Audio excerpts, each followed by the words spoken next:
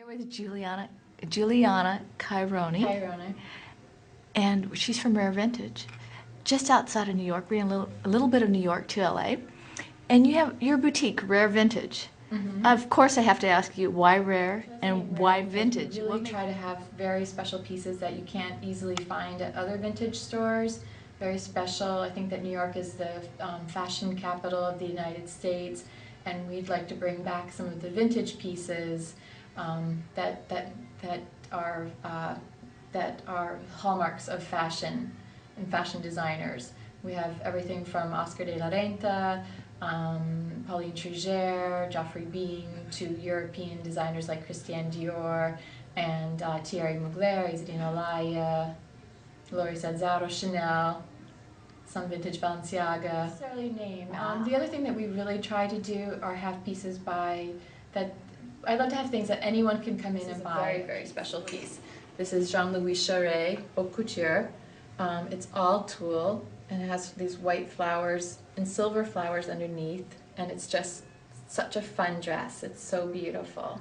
That is a fabulous dress. So this is obviously a name piece. This is haute couture, but I think that great dresses from the 70s, they have enough interesting design on their own that we would choose them. Very exciting find. We actually bought a few pieces from the estate of Nan Kempner, and this is one of them. This is a 1980s, very 1980s, with the high cut leg, Norma Kamali with studs.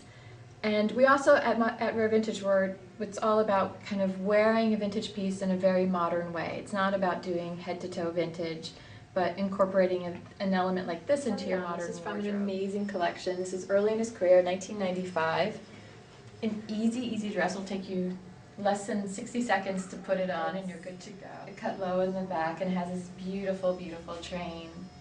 It's an elegant dress though, in this amazing color.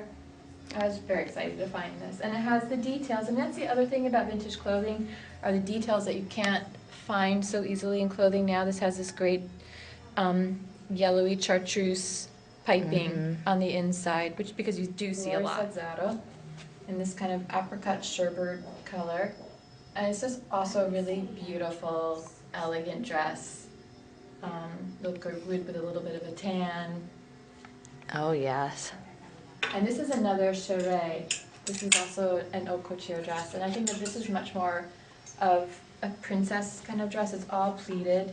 It has horsehair on the interior. What, did you say horsehair? Horsehair, yeah. Really? It has, see this?